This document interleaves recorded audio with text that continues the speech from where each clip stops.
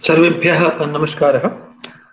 नीलाचल निवासाय नित्याय परमात्मने बलभद्र सुभद्राभ्यां जगन्नाथाय ते नमः। इदानीं विगतसत्रे अस्माकं मेलनं जातमेव, काचित् चर्चा अपि आरब्धा आसीत्। सत्रे अस्मिन् पुनः एकवारं परिसरस्य शिक्षाशास्त्रविभागस्य ये पूज्याः विभागाध्यक्षाः, अन्ये आचार्याः, मदन कुमार झावर्याः, चक्रधरमेहर महोदयः, अस्य सत्रस्य सञ्चालकः मम प्रियः डॉक्टर प्रमोद शुक्ल महोदयः, हरिओम शर्मा महोदयः, अन्ये अपि तत्र कार्यरताः सम्माननीयाः अध्यापकाः, प्रयांसः छात्राः छात्रश्च। विगत सत्रे अस्माभिः काचित् चर्चा आरब्धा आसीत्। तस्याः एव चर्चायाः अनुवर्तनम् अस्मिन् सत्रे अहं करोमि इति मम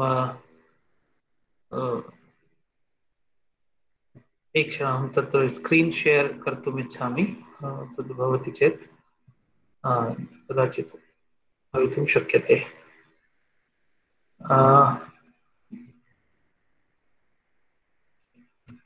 इदानीम् आगता वा स्क्रीन्? आम गुरुदेव आगत। आम गुरुदेव आगतः। सम्यक् इति। इदानीमत्र एकं चित्रं सर्वे पश्यन्ति, दृश्यते खलु? जी महोदय।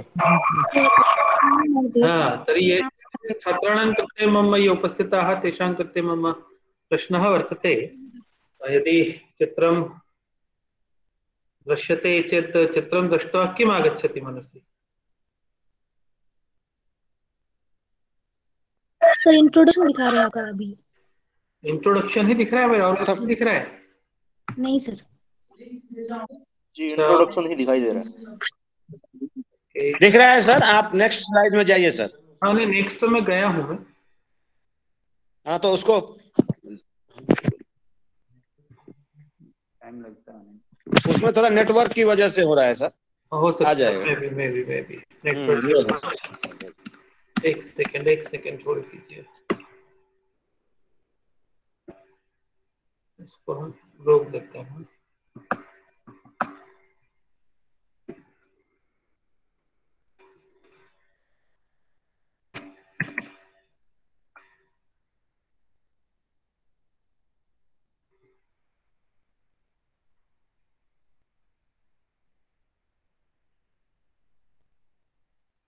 स्लाइड शो ना हो तो कर दीजिए जी।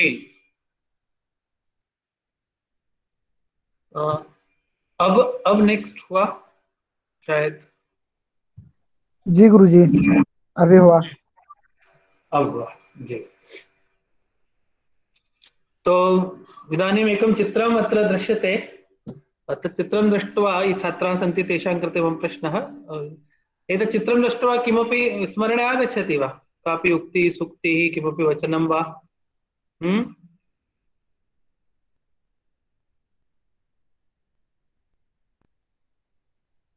किमपि स्मरणे कोऽपि वक्तुं शक्नोति?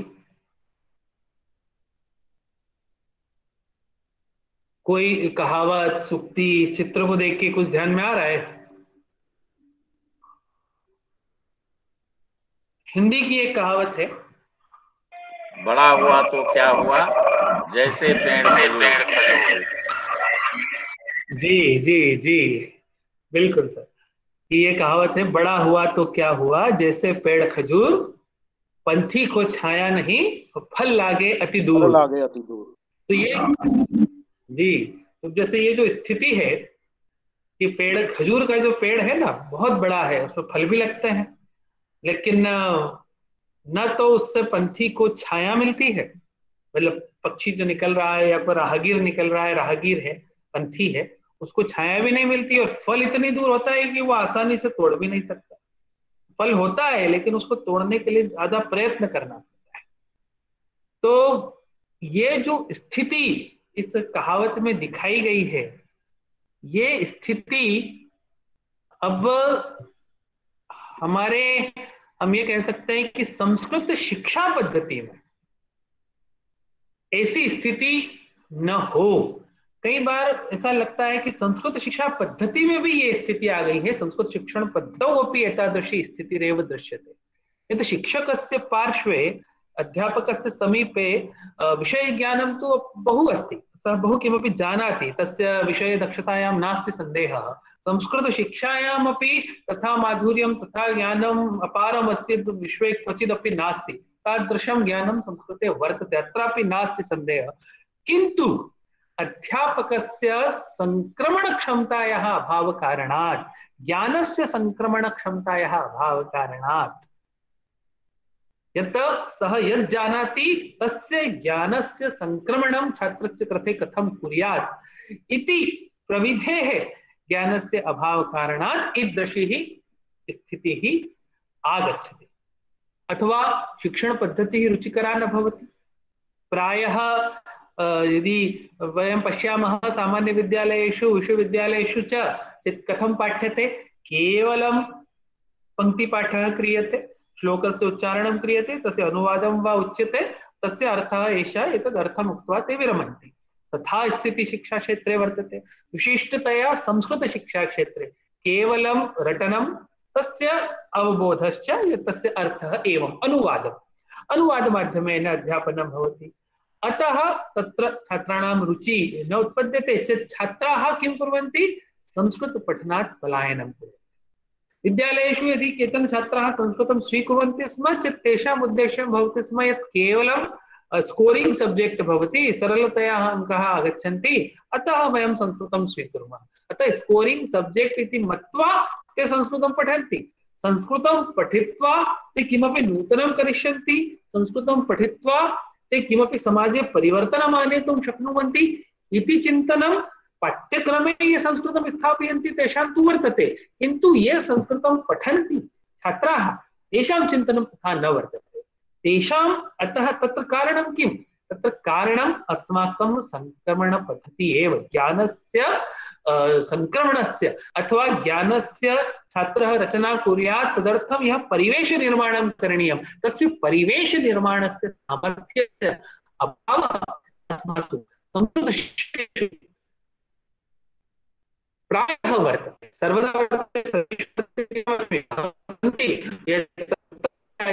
कुर्वन्तः सन्ति किन्तु ते अङ्गुलीगण्याः, तेषां ते नाममात्रीयाः, सहस्र लक्ष शिक्षकाः तु तया एव पद्धत्या पाठयन्ति, येन छात्राः संस्कृतं नीरसविषयः इति मत्वा त्यजन्ति।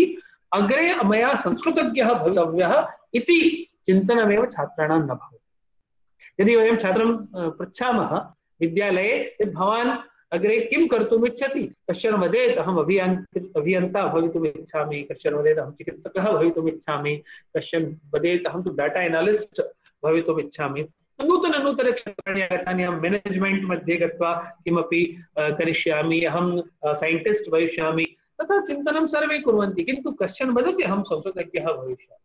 तथा सामान्य विद्यालयेषु पश्यामः कोऽपि न वदति। किमर्थं, तत्र संस्कृत विषयस्य, संस्कृत भाषायाः, संस्कृते विद्यमान अद्वितीय ज्ञान प्रणाल्याः दोषः वा न, तत्र दोषः अस्ति तस्य ज्ञानस्य प्रस्तुतीकरणं ये कुर्वन्तः सन्ति, अर्थात् अस्मादृशाः ये अध्यापकाः प्राध्यापकाः ये सन्ति तेषां दोषः। अतः मनसि आगच्छति यत् कथं संस्कृतं रुचिकरं भवेत्, कथं संस्कृतशिक्षणमपि तथा भवेत् यथा विज्ञानस्य शिक्षणं भवति। कथम् इदानीं नूतनशिक्षापद्धतौ नीतौ उक्तं वर्तते यत् अनुभवजन्य अधिगमः, अनुभवजन्य अधिगमेन एव शिक्षणं करणीयम् इति बहुत्र चर्चा वर्तते। अनुभवजन्य अधिगमः इत्युक्ते किम् इत्युक्ते छात्रः स्वस्य ज्ञानेन्द्रिय माध्यमेन अनुभवं कुर्यात्। ज्ञानेन्द्रिय पंचज्ञानेन्द्रियाः सन्ति, तद् आधारेण अनुभवं कुर्यात् इत्युक्ते तदर्थम् अस्माभिः व्यवहारवादः सर्जनवादश्च पठितः। द्वयोः मिश्रितं स्वरूपं तदर्थम् आवश्यकं वर्तते अनुभवजन्य अधिगमार्थं। छात्राणाम् अधिगमस्य शैल्यः भवन्ति, बहुविध शैल्यः भवन्ति। तत्र यदि विशिष्टरूपेण पश्यामश्चेत् चतुर्धा शैली इति उच्यते, अधिगमशैली, लर्निंग स्टाइल इति। तद् लर्निंग स्टाइल मध्ये किं किम् आगच्छति? प्रप्रथमा लर्निंग स्टाइल वर्तते अपसारी लर्निंग अधिगमशैली इत्युक्ते डाइवर्जेंट लर्निंग स्टाइल। अपसारी अधिगमशैल्यां किं भवति? अपसारी अधिगमशैल्याः ये जनाः भवन्ति ते सर्वासु दिक्षु चिन्तयन्ति, विभिन्न समस्यानां समाधानं ते कर्तुं सक्षमः शीलाः भवन्ति, कल्पनाशीलाः भवन्ति, सर्जनाः भवन्ति। यथा ते अग्रे गत्वा कलाकाराः भवितुमर्हन्ति, मनोवैज्ञानिकाः भवितुमर्हन्ति, दार्शनिकाः भवितुमर्हन्ति, सङ्गीतकाराः भवितुमर्हन्ति। तादृशः तेषां यः लर्निङ्ग् स्टैल् भवति तस्याः नाम उच्यते अपसारी अधिगमशैली। तथैव तथा अस्माकं छात्राः ये संस्कृतं पठन्तः सन्ति तेषाम् अधिगमशैली कीदृशी तदपि अस्माभिः ज्ञातव्यं। तथैव अनुकूलन accommodative learning style, convergent learning style, अभिसारी अपि च तत्र assimilated learning style, आत्मसातीकरण अधिगमशैली इति तथा बहुविध। तत्र अधिगमशैल्यां अहं न प्रविशामि, मनोविज्ञानसौहृद विषयः। किन्तु मम आशयः वर्तते यत् संस्कृत अध्यापकः छात्राणां लर्निंग स्टाइल इति अवगत्य तस्य कृते संस्कृत शिक्षणं कर्तुं शक्नुयात्। तदर्थं कानि उपकरणानि आवश्यकानि तेषां प्रयोगं कर्तुं शक्नुयात्। यदि उपकरणानाम् उपलब्धता नास्ति तर्हि तेषां निर्माणं कर्तुं शक्नुयात् इति आवश्यकं वर्तते। अतः यावद् वयम् एतद् न करिष्यामः तावद् पेड़ खजूरवत् स्थिति, खर्जूरस्य वृक्षः यथा अस्ति तथा स्थितिः भविष्यति। अतः इदानीं यथा मया गतसत्रे उक्तमासीत् यत् संस्कृतशिक्षणस्य यत् स्वरूपम् अस्ति तद् भाषात्वेन विषयत्वेन च वर्तते। भाषात्वेन शिक्षणविषये यदा वयं संस्कृतं पाठयामः चेत् अस्माकं यत् उद्देश्यं भवति तद् भवति श्रवणं, भाषणं, पठनं, लेखनं च। भाषायाः चत्वारि कौशलानि यानि सन्ति भवन्तः पठितवन्तः स्युः, जानन्ति च। तेषु कौशलेषु संस्कृतम् अधिकृत्य छात्राणां दक्षता सम्पादनम् इति अस्माकम् उद्देश्यं भवति। किन्तु यदा विषयत्वेन चिन्तयामः यथा अद्य उक्तं वर्तते यत् साहित्यं, व्याकरणं, ज्योतिषं, दर्शनं, धर्मशास्त्रं, पुराणेतिहासम् इत्यादीनां विषयाणां यदा वयं चिन्तनं कुर्मः, तस्य यदा वयम् अध्यापनं कुर्मः तदा विषयत्वेन अध्यापनं भवति। तो विषयत्वेन अध्यापनार्थम् अपि प्राविधिक उपकरणानां प्रयोगः, भाषात्वेन अध्यापनार्थम् अपि प्राविधिक उपकरणानां प्रयोगः। मदर्थं विषयत्वेन अध्यापनस्य चर्चा करणीया, साहित्यस्य, व्याकरणस्य वा। अतः अहं पूर्वं विषयत्वेन अध्यापनस्य चर्चां करोमि। तस्याः चर्चायाः प्राक् यथा उद्घाटनसत्रे अस्माकं मुख्य अतिथि अमिता पांडे भारद्वाज महोदया एकम् उल्लेखं कृतवती यत् ब्लूम इत्यस्य रिवाइज्ड टेक्नोलॉजी इति। तस्य विषये किञ्चित् चर्चां कृत्वा वयम् अग्रे गच्छामः, अग्रे वयं चलामः। तत्र ब्लूम महोदयेन शिक्षणस्य उद्देश्यम् इत्यस्य वर्गीकरणं कृतं वर्तते।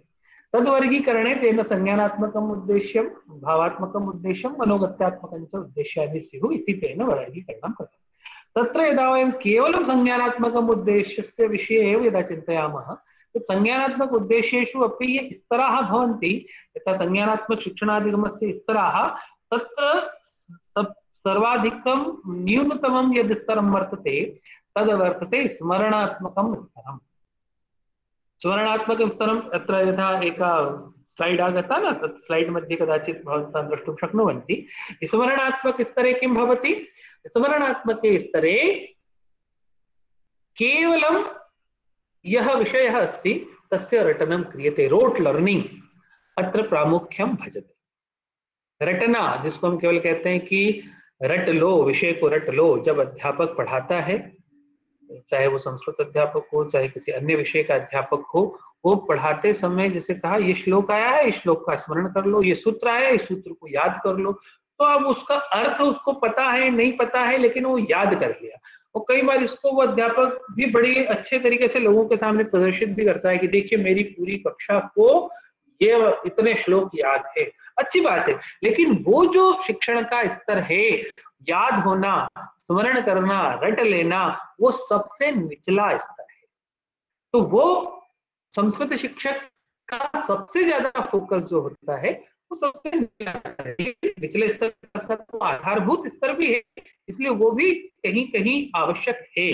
उसकी पूर्ण रूप से आवश्यकता नहीं, ऐसा नहीं कह सकते, क्योंकि आधार तो उससे बनता है, वो है। लेकिन उससे ऊपर के स्तर का जब हम शिक्षण करते हैं तो उससे ऊपर के स्तर का शिक्षण होता है अवबोधात्मक शिक्षण। अवबोधात्मक शिक्षण में क्या होगा? अवबोधात्मक जब हम शिक्षण करेंगे तो जो चीज, जो विषय वस्तु हमने छात्र को याद कराई है, जिस विषय वस्तु को छात्र जान रहा है, समझ रहा है, देख रहा है, उस विषय वस्तु का अर्थ भी वो जाने, उसका अर्थ उसे बताना। तो अवबोधात्मक शिक्षण में हम उसे अर्थ बताते हैं। पूर्ण चंद्र जोशी ने कुछ प्रेजेंट किया है।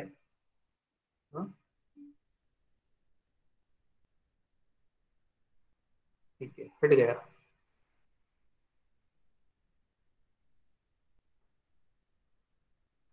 ठीक, तो मैं बात कर रहा था अवबोधात्मक स्तर। तो अवबोधात्मक स्तर की जब हम बात कर रहे हैं, तो जब हम शिक्षण करते हैं तो अवबोधात्मक स्तर में क्या होता है कि केवल हम विषय वस्तु को याद कराने के बाद उसका अर्थ बता देते हैं। सामान्य रूप से संस्कृत शिक्षक ये दो काम करता है, विषय वस्तु बताना, उसका अर्थ बता देना, लोग बताना, उसका अर्थ बता देना, सूत्र बताना, अर्थ बता देना, ये दो चीजें। तीसरा स्तर है अनुप्रयोग, उसका एप्लीकेशन लेवल की जब बात आती है तो उसका वो अपने व्यवहार में प्रयोग कर पाए। आजकल संभाषण की चर्चा होती है, संस्कृत संभाषण माध्यमेन एव संस्कृतस्य अध्यापनं भवेत्, सरल मानकेन भवेत्। यदा संस्कृत माध्यमेन संस्कृतस्य विषयः आगच्छति तदा किं भवति, तदा अनुप्रयोगाय अवसरः भवति। यदा माध्यममपि नास्ति तर्हि पठितस्य अंशस्य अनुप्रयोगः अपि न भवति। इतोपि उपरि स्तरः कः? यद् विश्लेषणमिति, विश्लेषण की बात आती है कि जो भी उसने रटा है, सीखा है, समझा है, उसका वो उसके बारे में वो एनालिसिस कर सके, उसको अलग अलग करके समझ सके। विश्लेषण का मतलब ये होता है कि एक समग्र चीज को छोटे छोटे टुकड़ों में बांटना और प्रत्येक टुकड़े को एक समग्र अर्थ में समझना, और हर टुकड़े को अलग अलग अर्थ में समझते हुए, ज्ञान के अंश को अलग अलग अर्थ में समझते हुए उसको फिर एक समग्र रूप में जोड़ के एक अर्थ निकालना, वो होता है विश्लेषण की प्रक्रिया। ज्ञान को या सूचना को छोटे छोटे अंशों में बांट कर, समझ कर, फिर उसको आपस में तार्किक क्रम में जोड़ करके अर्थ निकालने का सामर्थ्य, वो विश्लेषणात्मक क्षमता छात्र में डेवलप करना, उस लेवल का शिक्षण है। उससे ऊपर के लेवल का शिक्षण है मूल्यांकन लेवल का शिक्षण, कि वो टुकड़े करके जोड़ना और उससे अर्थ निकालना एक बात है, लेकिन अन्य लोग भी जो काम कर रहे हैं अन्य लोगों के कार्य को या स्वयं के कार्य को इवेल्युएट करने का सामर्थ्य, कि जो किया है वो सही किया है या नहीं किया है, वो सही और गलत का निर्णय करने का सामर्थ्य। अपने जीवन में बहुत सारे अवसर आते हैं जब हम निर्णय नहीं कर पाते, किसी दूसरे पर आश्रित हो जाते हैं, तो अपनी क्षमताओं को, अपने विषय वस्तु को, अपने उद्देश्यों को, हर चीज को मूल्यांकन करने का सामर्थ्य उत्पन्न हो जाए छात्र में, वो हमारा शिक्षण उपांतिम स्तर का शिक्षण है। और सबसे उच्च स्तर का शिक्षण जो ब्लूम ने कहा है वो है सृजन स्तर का शिक्षण। तो सृजन स्तर का जो शिक्षण है, क्रिएटिव लेवल का जो शिक्षण है, वो शिक्षण क्या करता है? हम किसी नए ज्ञान का, नए सिद्धांत का सृजन कर सकें, नए उपकरण का निर्माण कर सकें। तो संस्कृत क्षेत्र में जो नई नई चीजों के निर्माण की कमी दिखती है, अभाव नहीं है लेकिन कमी है, अभी उसको बहुत आगे जाने की आवश्यकता है। उस कमी का कारण है हमारी शिक्षण पद्धति। हम सब यहाँ पर शिक्षक के रूप में या होने वाले शिक्षक या विद्यमान शिक्षक के रूप में बैठे हैं, तो हमें अपने शिक्षण को उस लेवल तक ले जाने की आवश्यकता है। अब उस लेवल तक यदि हमें शिक्षण को ले जाना है तो हमें क्या करना होगा? हमें उस लेवल तक शिक्षण को ले जाने के लिए अपने पढ़ने पढ़ाने के तरीकों में बदलाव करना होगा, जहां पर ये जो टेक्नोलॉजी है ये महत्वपूर्ण भूमिका निभाती है, अत्यधिक महत्वपूर्ण रोल इसका है। जैसे मैंने ये स्तर आपको इसलिए बताया कि अब एक टेक्निक है, मैं पहले एक बार चर्चा कर चुका हूं इसके बारे में, फिर से उसकी चर्चा कर रहा हूं, आज नहीं की है, पहले किसी समय मैंने की है। फ्लिप्ड टेक्निक, फ्लिप्ड लर्निंग की बात हम करते हैं। ये जो फ्लिप्ड टेक्निक है, फ्लिप्ड कक्षा अधिगम है, ये पूरा आईसीटी बेस्ड अधिगम, इसको भी एक टूल के रूप में, एक उपकरण के रूप में, एक टेक्निक के रूप में आप ले सकते हैं। फ्लिप्ड क्लास कक्षा अधिगम को, फ्लिप्ड क्लास लर्निंग को लेकर के अब हम यहाँ पर देख रहे हैं, दो आपके सामने एक स्लाइड आई है, उसमें आप दो तरफ आपको एक पारंपरिक कक्षा अधिगम दिख रहा है, एक तरफ फ्लिप्ड कक्षा अधिगम दिख रहा है। स्क्रीन शो नहीं होगी। अच्छा, स्क्रीन शो नहीं हुई है अभी? नहीं सर। नहीं सर। जी सर, हो रही है, हो रही है, हो रही है सर, हो गई है गुरुजी। हो रही है, तो जिनको नहीं दिख रही है शायद उनके मोबाइल में कुछ है, वो अपने मोबाइल में एक बार उसको ठीक कर ले, ठीक है ना? तो हाँ, तो दो तरह के आपके सामने स्क्रीन पर जो अधिगम है, एक पारंपरिक कक्षा अधिगम की चर्चा है यहाँ पर, और एक फ्लिप्ड कक्षा अधिगम की चर्चा है। तो फ्लिप्ड का मतलब ही होता है विपरीत, उल्टा, पलटा, पलटना। तो पलटना, यहाँ पर हमने किन चीजों को पलटा है? तो वो देखिए, अभी जो मैंने आपको ब्लूम टेक्सोनॉमी के जो स्तर, उसके आधार पर जो शिक्षण के स्तरों की हमने चर्चा की, उसमें सबसे निचले स्तर के शिक्षण के वो कौन से थे? कोई बताएगा? सबसे निचले स्तर का शिक्षण किसे कहते हैं? सर्जन को या स्मरण को?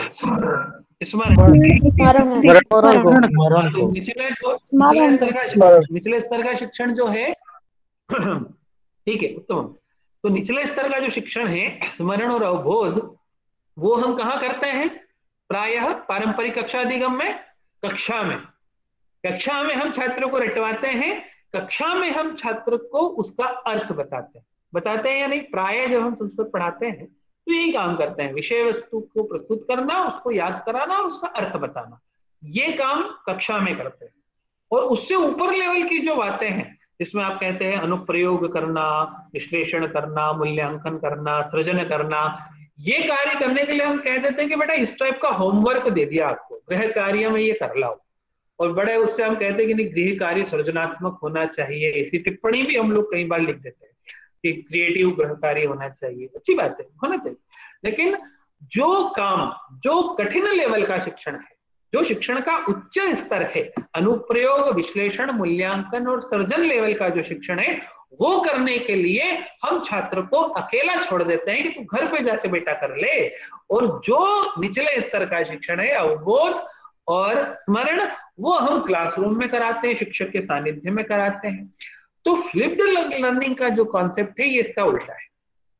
किसी परिस्थिति को उलट दिया है, जब इस परिस्थिति को हम उलट देंगे तो वो कहलाएगा फ्लिप्ड अधिगम।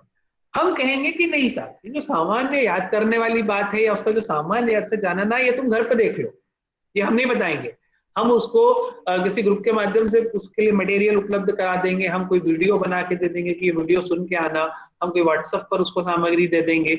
मतलब आईसीटी के जितने भी टूल्स हैं, जितने भी उपकरण हैं, यहाँ पर सबसे बड़ी भूमिका निभाती है आईसीटी, सूचना संप्रेषण प्रविधि, कि इसके माध्यम से अवबोध और स्मरण स्तर का शिक्षण घर पे हो, छात्र स्वयं करे। और जब वो कक्षा में आए तब हम क्या करें? यहाँ पर हमने उसने जो सीख के आया है, जो समझ के आया है, उसका अनुप्रयोग करने का सामर्थ्य उत्पन्न करें। यहाँ पर हम एनालिसिस करने की टीचिंग करें, यहाँ पर उसको क्रिएट लेवल तक ले जाने की हम कोशिश करें।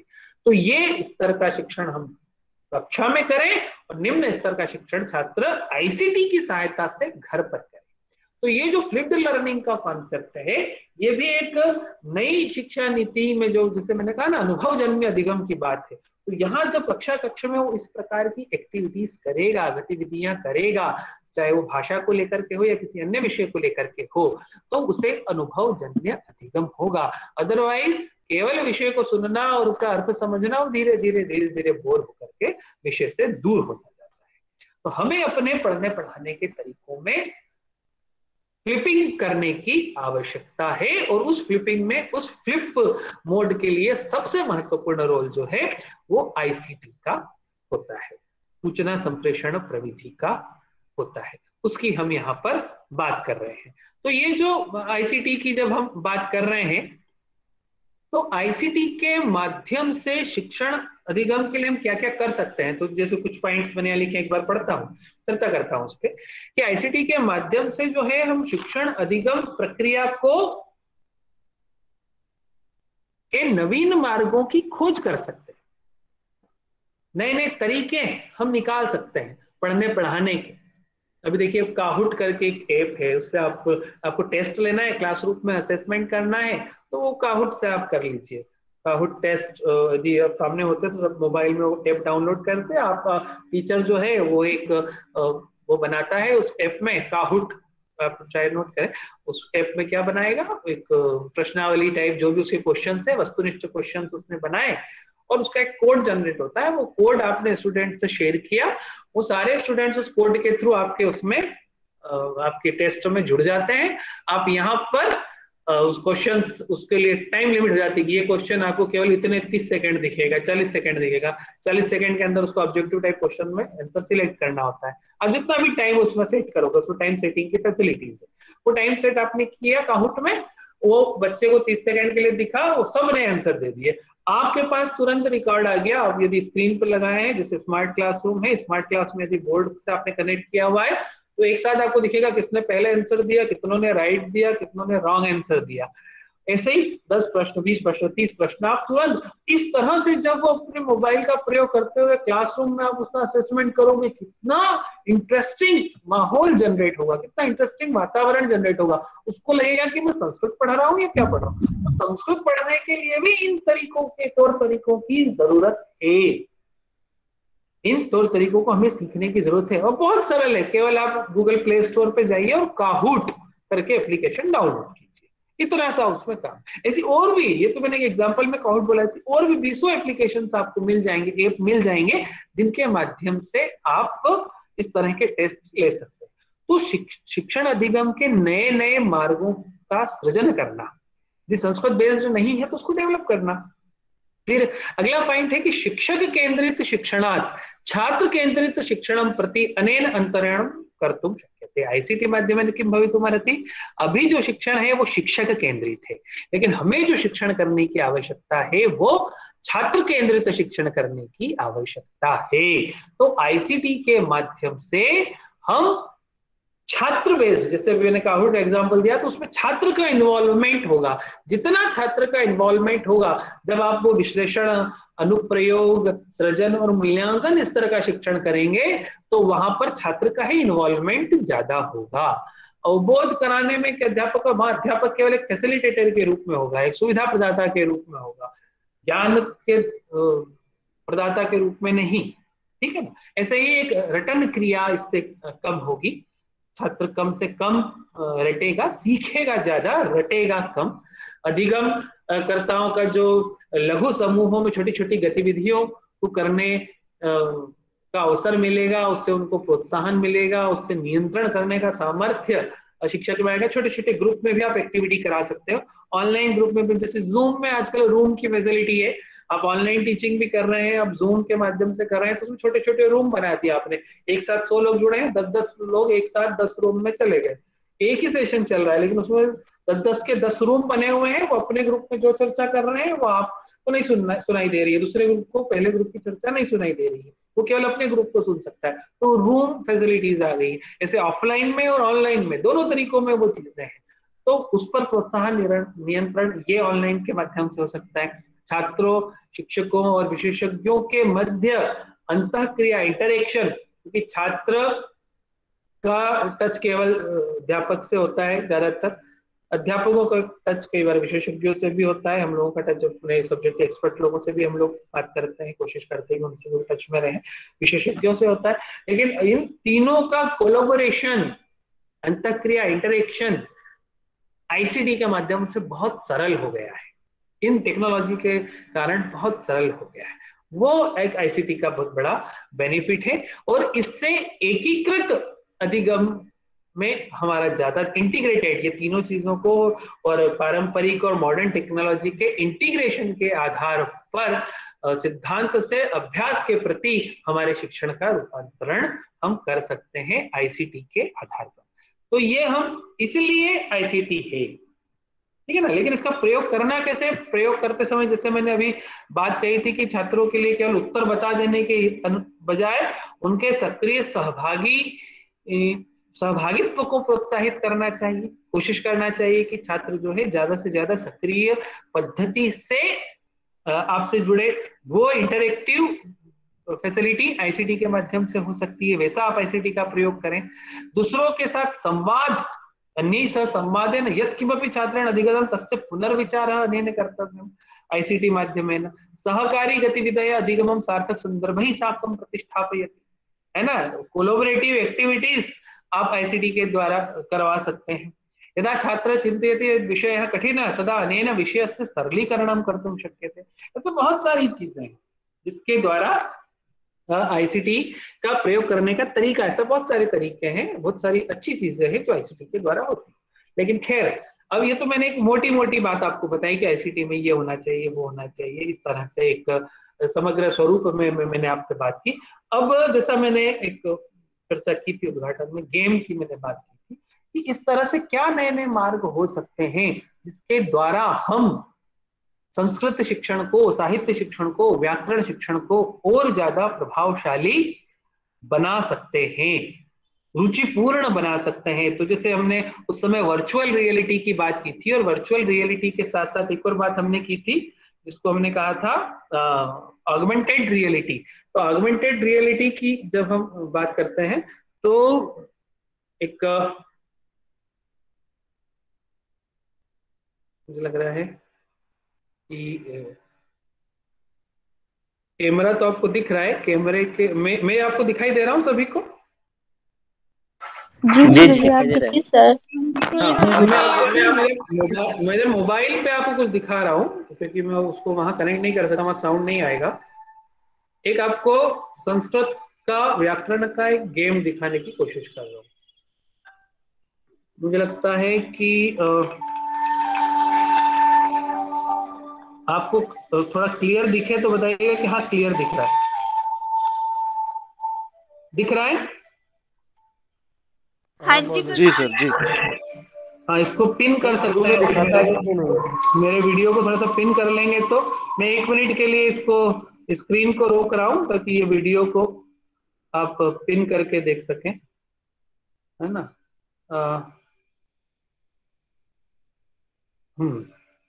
अब ये गेम हम बनाने की कोशिश कर रहे हैं, अभी हमने इसको प्लेटफॉर्म पे नहीं डाला है ना। तो ये धातु रूप को लेकर के है। इस गेम में क्या किया है कि जो संस्कृत के एनसीईआरटी की टेक्स्ट बुक के जितनी भी 10वीं तक जितनी भी धातुओं का प्रयोग हुआ है क्रिया के रूप में, उन सारी धातुओं का अभ्यास के लिए ये गेम डेवलप किया है। अब जैसे इसमें हमने इसमें दिया है आरंभ, विकल्प और प्रस्थान। तो हम इसमें आरंभ पे जाते हैं। आरंभ करने के बाद हमें इसमें 2 ऑप्शन दिख रहे हैं, एक दिख रहा है आत्मनेपदी का और एक परस्मैपदी का, और एक प्रत्यागच्छति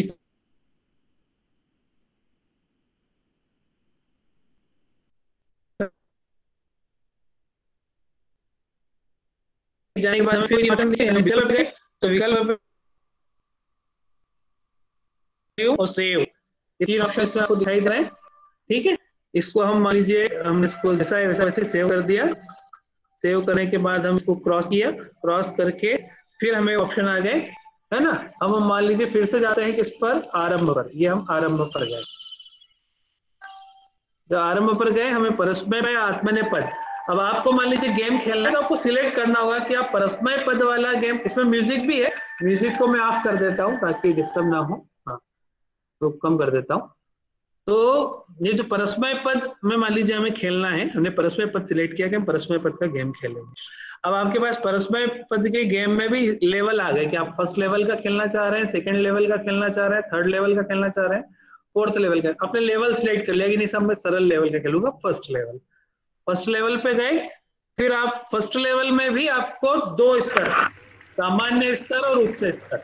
इसमें हमने क्या किया है कि जो 5 लकार हैं जो सामान्यतः प्रयोग में आती हैं, उन 5 लकारों को हमने सामान्य स्तर में दिया है, और जो बची हुई 10 लकारों में से जो शेष 5 लकार है जिनका सामान्य प्रयोग नहीं होता है, उन्हें हमने उच्च स्तर में रखा है। तो हम सामान्य स्तर का गेम खेलते हैं। और सामान्य स्तर में फिर लकारें आ गई, ये 5 लकार आई, लट लकार, ऋट लकार, लोट लकार, विधिलिंग लकार, लंग लकार, ये 5 लकार यहाँ पर है। अब आपको जो लट लकार गेम खेलना है, आप लट लकार में गए, अभी गेम लोड हो रहा है लट लकार का। इंस्ट्रक्शन आया आपको कि इसको कैसे खेलना है। Collect the following drops, machine the given. तो ये जो ऊपर से कुछ चीजें गिरेंगी, यहाँ देखिए यहाँ लिखा है मध्यम पुरुष।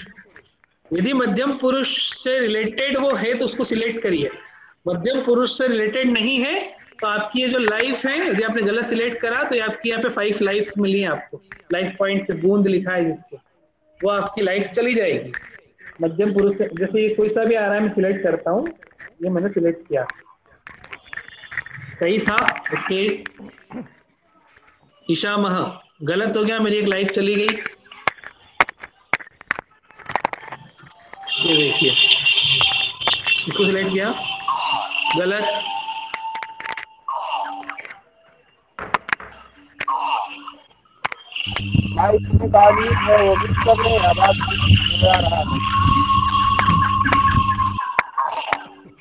हमारी सारी लाइफ चली गई, मैं सारी गलत सिलेक्ट कर लिए। खैर ये एक मैंने आपको केवल उदाहरण के लिए दिखाया है कि इस तरह से इस गेम को अभी, इसमें 10 लेवल हैं, 10 लेवल के अंदर हर लेवल में जो है वो दोनों प्रकार की उच्च स्तर और सामान्य स्तर है, और हर स्तर में फिर 5-5 लकार हैं। इसे बहुत बड़ा गेम है, इसको हम प्ले स्टोर पे कुछ दिनों के बाद अपलोड करेंगे। तो इस तरह से संस्कृत में भी शिक्षण करने के लिए हम गेम के एरिया में जा सकते हैं। ये कि अभी बेसिक गेम है, अभी संस्कृत में इस तरह से वर्चुअल गेम्स मुझे लगता है शायद ही हो, या कोई एकाध हो, तो मुझे उसकी जानकारी अभी नहीं।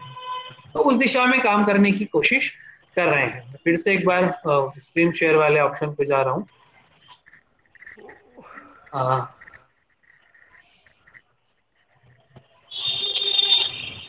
तो ये जो गेम है,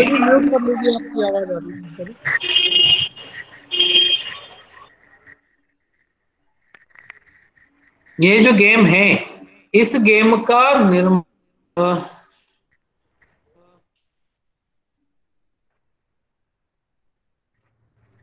स्क्रीन अभी दिखाई देना शुरू हो गई ना? जी गुरुजी। जी गुरुजी। ठीक ठीक ठीक। तो इस तरह से गेम आपको बनाना है तो कोई ऐसा बहुत बड़ा काम नहीं होता, कुछ आपको उनकी सहायता तो लेना पड़ती है कुछ टेक्नोलॉजिकल एक्सपर्ट्स की, लेकिन बाकी काम तो आप कर सकते हैं ना। तो हमने इसको जब बनाया तो हमने इसको 5 चरणों में बनाया है ना। ये 5 चरण, आप भी जब कोई गेम बनाना चाहें तो उसके 5 चरण होते हैं, मोटे मोटे 5 चरणों में हमने इसको बनाया। प्रोग्रामिंग वाला हिस्सा छोड़ के बाकी काम हमने किया। प्रोग्रामिंग के लिए हमने एक्सपर्ट्स की हेल्प की। तो जैसे जो 5 चरण है इस किसी भी गेम को बनाना चाहते हैं आप, तो इसे सबसे पहले एक उसका आपको रुचि परीक्षण करना होता है, पायलट स्टडी करना होती है, pilot study for the test of interest के लिए। फिर एक उसकी प्राइमरी डिजाइन बनाई जाती है, फिर प्राइमरी डिजाइन बनाने के बाद फिर प्राइमरी गेम डेवलप किया जाता है, फिर एक्सपर्ट्स के ओपिनियन के आधार पर उसमें गेम में चेंजेस किया जाता है, और फिर लास्ट में आपको फाइनल प्रोडक्ट हाथ में आता है।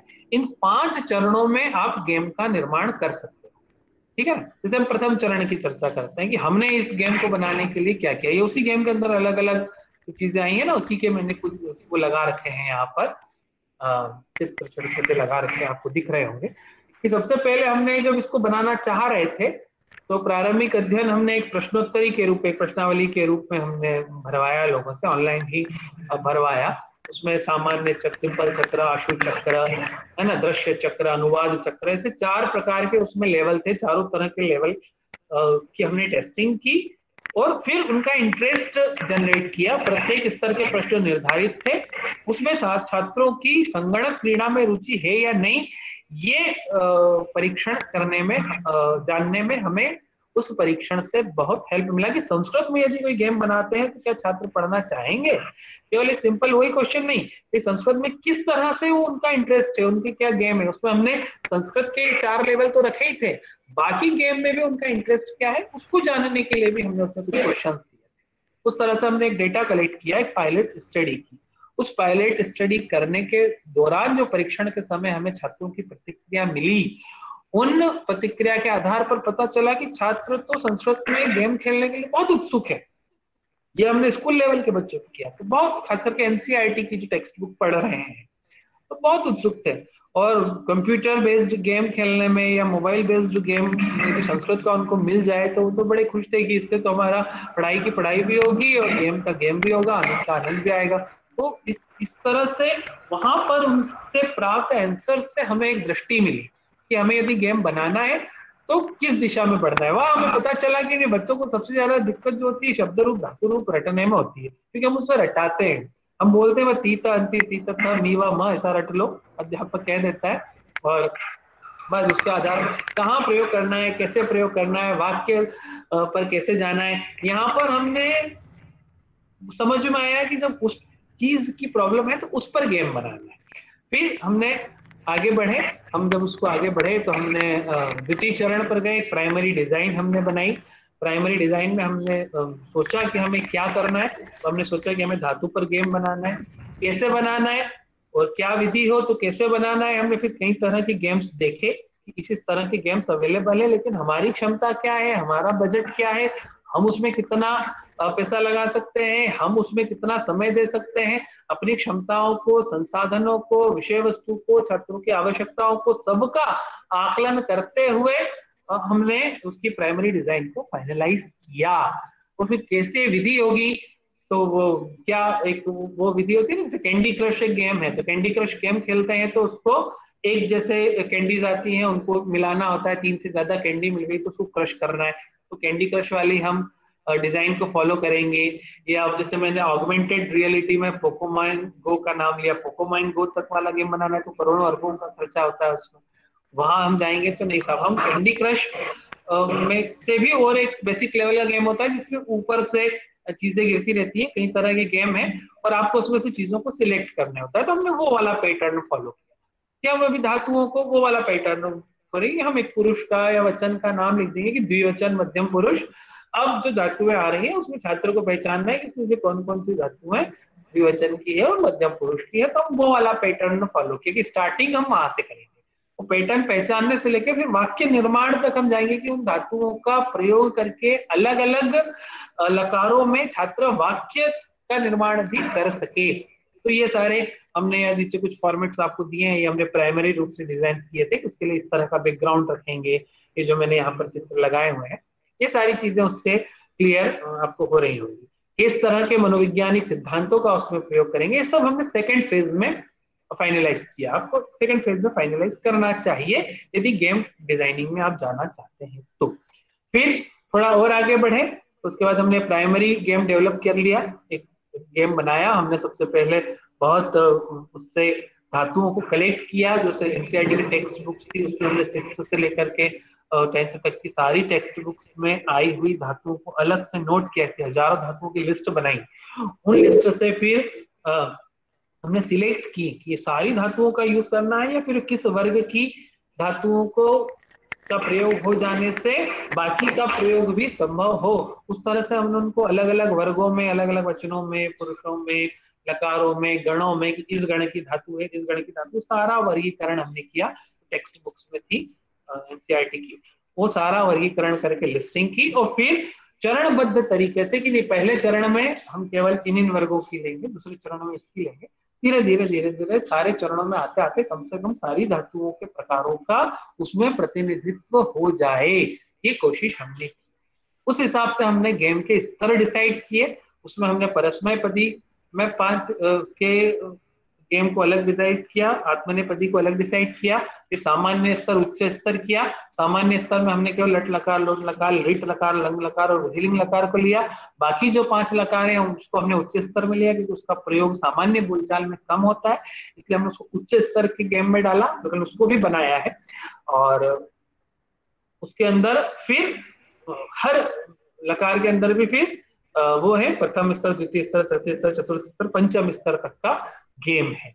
ये हमने एक डिजाइन हमने प्रारंभिक बना ली। ये बनाने के बाद जब प्रारंभिक बन गई तो फिर हमने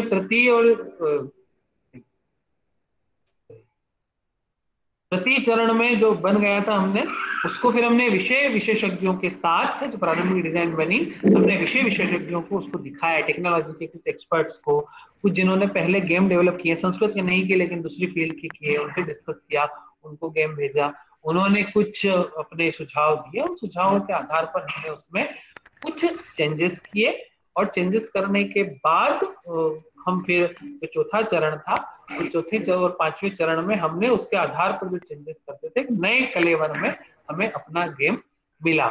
अभी जो है ये प्रयोग के स्तर पर है। पंचम चरण में अभी जो गेम है हमने इसको, मैंने कहा आपसे कि अभी हमने इसको लॉन्च नहीं किया है, अभी हम इसको प्रयोग कर रहे हैं। हम इस गेम को कम से कम 1000 स्टूडेंट को खेलने के लिए अलग अलग दे रहे हैं, ड्राइव में अपलोड करके वो इस गेम को खेल रहे हैं, और उसको खेलने से उनमें क्या चेंजेस आ रहे हैं, क्या उनको प्रॉब्लम फेस हो रही है, वो डेटा हमारे पास आ जाए। फिर उस डेटा के आने के बाद हम इस गेम पर जो फाइनल ट्रायल आउट है वो अभी चल रहा है लास्ट स्टेज में, फिर इस गेम को हम फाइनल करके, संशोधन करके प्ले स्टोर पर अपलोड कर देंगे। ये स्टेजेस हमने गेम बनाने में फॉलो की। और भी स्टेजेस अलग तरीके से भी आप बना सकते हैं, जैसे ये चतुर्थ चरण का ये संगणक क्रीड़ा का ये प्रायोजित हिस्सा था, है ना। इस तरह पंचम चरण में जो थी मूल परिणति फाइनल जो होगा, ये इस तरह से गेम के अंदर स्टेजेस में इस तरह के बैकग्राउंड्स आएंगे और उन बैकग्राउंड्स में गेम खेला जाएगा। इसे वर्चुअली डिजाइन से पूरा ऐसा लगेगा कि वो वर्चुअल उसी बैकग्राउंड के अंदर बैठा हुआ है जब उसको वो खेलेगा। बाद में इसको हम VR वर्चुअल रियलिटी के माध्यम से भी खेला जा सके, उस मोड में भी ले जाने की कोशिश करेंगे। उसके लिए वो VR उनको हेडसेट जो होता है सेट वो पहनना पड़ेगा, HDR उसको कहते हैं, लेकिन अभी उस लेवल पे नहीं, अभी केवल नॉर्मल मोबाइल में खेल ले, अभी केवल इसी स्तर पे हमने उसको डेवलप किया है। सक्सेस हुआ तो उस लेवल तक ले जाने का भी इसको विचार है। तो ये एक गेमिफिकेशन इसको कहते हैं, ये बहुत बड़ा दौर है अंग्रेजी को सीखने में, अंग्रेजी का प्रचार प्रसार करने में खेलों का, इस तरह के इंटरनेट के खेलों का बहुत बड़ा योगदान है। हम संस्कृत का प्रचार प्रसार इस गेम के माध्यम से, इस गेम में ऐड होकर के पूरी दुनिया में कर सकता है, पूरी दुनिया तक संस्कृत को पहुंचा सकते हैं। छोटे छोटे बच्चों के हाथों के मोबाइल में, जैसे मैंने अपने उद्घाटन भाषण में कहा था कि छात्र जहां जहां जाता है हमें उसके पीछे पीछे वहां पहुंचने की जरूरत है। यदि वो गेम खेलने में अपना टाइम लगा रहा है तो हमें गेम में संस्कृत को पहुंचाने की जरूरत है। यदि वो फेसबुक पे अपना टाइम लगा रहा है तो हमें फेसबुक पे संस्कृत पहुंचानी है। यदि वो ट्विटर पे अपना टाइम लगा रहा है तो हमें ट्विटर पर संस्कृत पहुंचानी है। वो इंस्टाग्राम पर टाइम दे रहा है तो हमें इंस्टाग्राम पर भी संस्कृत पहुंचानी है। तो छात्र जहां जहां जा रहा है, वो स्नैपचैट पर लगा हुआ है तो हमें स्नैपचैट पर भी संस्कृत के वो लगा, क्योंकि वहां पर भी उसको संस्कृत मिले। अभी ऐसे बहुत सारे प्लेटफॉर्म्स है जहां पर यंगस्टर्स और जो टीनेजर्स का मैक्सिमम टाइम जो है उस पर वो स्पेंड करते हैं, लेकिन वहां पर संस्कृत का कुछ नहीं है। वहां पर ऐसी ऐसी चीजें हैं जिससे वो गलत दिशा में आगे बढ़ सकते हैं, लेकिन वहां पर भी यदि उनको सही दिशा के लिए सामग्री दे सके हम लोग, तो उसके लिए आगे बढ़ करके उस काम को करने की जिम्मेदारी हमें उठाना पड़ेगी। ये उसमें गेम का, क्रीड़ा का बहुत महत्वपूर्ण योगदान हो सकता है। और जब तभी आपके शायद 2 सेशन और भी हैं, वैसे मैंने ये अभी एक विषय के रूप में, एक क्रीड़ा, मैंने एक ही आपको एक एग्जांपल दिया, एक फ्लिप्ड लर्निंग की मैंने बात की, एक गेमिफिकेशन की बात की। इसके अलावा मैं बहुत सारी चीजें यदि भाषा के रूप में देखना है तो बहुत सारी चीजें हैं, जहाँ श्रवण कौशल के विकास के लिए डिजिटल स्टोरीज आप बना सकते हैं, श्रव्य अभिलेखन आप तैयार कर सकते हैं, ऑडियो रिकॉर्डिंग के माध्यम से श्रव्य अभिलेख हो सकता है। हम संस्कृत का जब भाषा के रूप में विकास की बात करते हैं, जैसा मैंने आरंभ में कहा था, तो भाषा कौशलों का विकास करना होगा, तो संस्कृत में श्रवण कौशल के विकास के लिए आईसीटी का प्रयोग करें, उसमें डिजिटल स्टोरीज और MP3 ऑडियो रिकॉर्डिंग की बात कर सकते हैं। उसको मैं एक बार आपको केवल बता देता हूँ जल्दी जल्दी। फिर वैसे ही पॉडकास्ट आ गया है आजकल। पॉडकास्ट में क्या होता है, एक सीरीज के रूप में कोई भी विषय वस्तु चलती है, जैसे वेब सीरीज आती है, ऐसे ये ऑडियो सीरीज होती है। आज एक सीरीज का एक पार्ट आया, फिर दूसरा पार्ट आएगा, तीसरा पार्ट आएगा। एक पॉडकास्ट के रूप में भी आप संस्कृत की सीरीजेस बना सकते हैं, और रिकॉर्डिंग की बहुत अच्छी अच्छी फैसिलिटीज हैं। बस उसमें थोड़ा सा टेक्निकल एक्सपर्ट्स की आपको सहायता लेना होगी। ऑडियो बुक्स आप तैयार कर सकते हैं। ऑडियो बुक्स होने से तो खास करके हमारे जो दिव्यांग छात्र हैं उनको भी बेनिफिट हो सकता है, और श्रवण संस्कार के लिए प्रत्येक व्यक्ति के लिए ऑडियो बुक्स अपना रूटीन काम कर रहा है, और संस्कृत ऑडियो बुक्स चल रही है ऑनलाइन। अभी बहुत सारी हमारे ग्रंथों की ऑडियो बुक्स अवेलेबल है, अमरकोश अवेलेबल है, इस तरह से बहुत सारी चीजों के ऑडियो जो है वो आ चुके हैं। मुझे लग रहा है किसी का ये मोबाइल चालू है, नवल किशोर पंत जी का। ये अपने आप को नवल किशोर पंत जी म्यूट कर लें, बहुत देर से चल रहा था।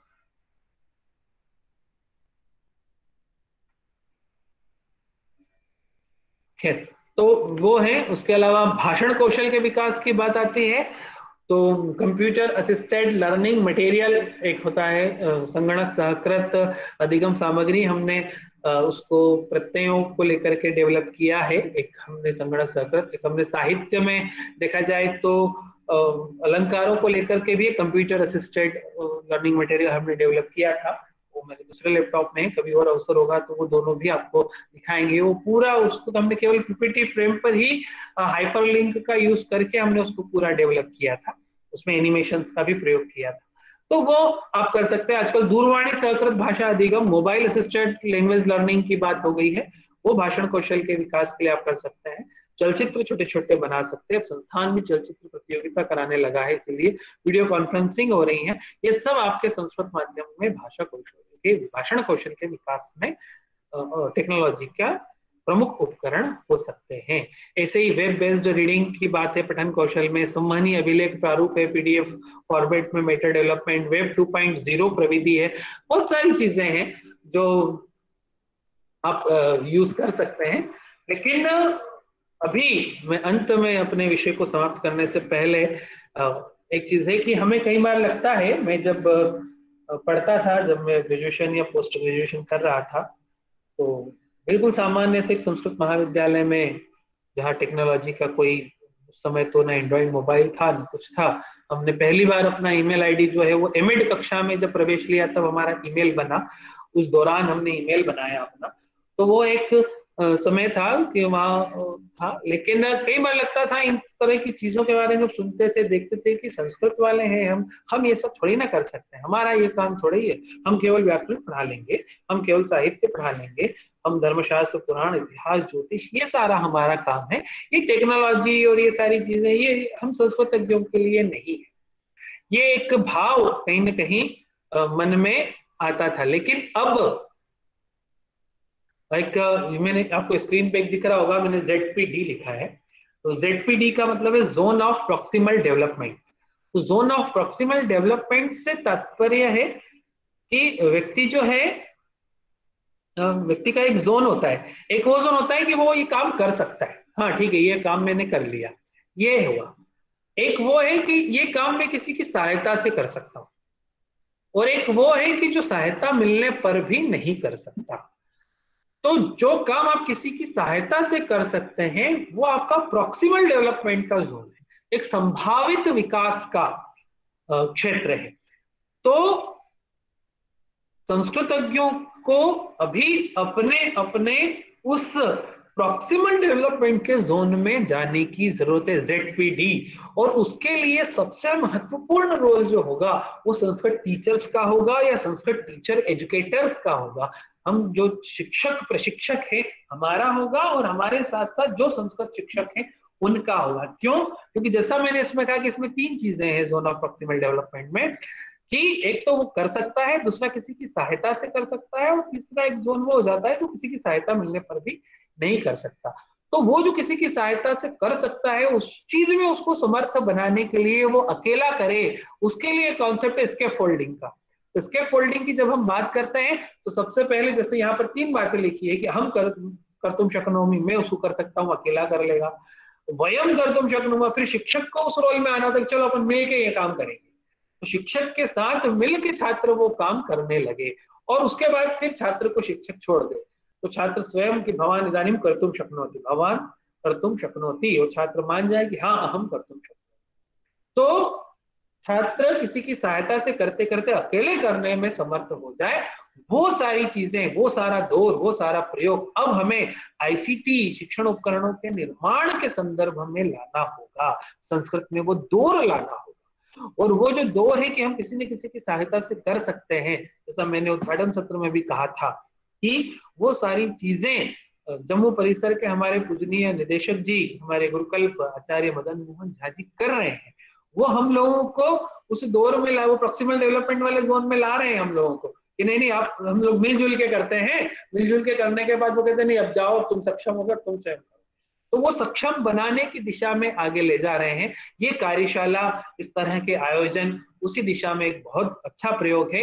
और मैं कहता हूँ कि टेक्नोलॉजी के क्षेत्र में, एजुकेशन टेक्नोलॉजी के क्षेत्र में पूरे संस्थान के शिक्षा शास्त्र विभाग को लीड कोई कर सकता है तो जम्मू परिसर कर सकता है, हमारे आचार्य मदन मोहन झा जी कर सकते हैं, कि हमारी पूरी की पूरी व्यवस्था है शिक्षण अभ्यास से लेकर के जो सारी हम हरबटी पद्धतियों में अभी जो फंसे पड़े हैं उन पद्धतियों से निकाल करके इस प्रॉक्सिमल डेवलपमेंट के जोन में ला करके हमारे संस्कृत अध्यापक को समर्थ बना दे। और उस दिशा में आप काम कर भी रहे हैं इस तरह की कार्यशालाओं का आयोजन कर। तो आज मुझे आप लोगों से चर्चा करने का और अपने विषय को मैंने कुछ बिखरे स्वरूप में प्रस्तुत किया, तो मुझे इस बिखरे स्वरूप में ही प्रस्तुत करने का अवसर आपने दिया, उसके लिए मैं आप सभी का, पूरे परिपत्र परिवार का, विशेष रूप से आदरणीय निदेशक महोदय का, कार्यक्रम के संयोजक डॉक्टर मदन कुमार झा जी का मैं धन्यवाद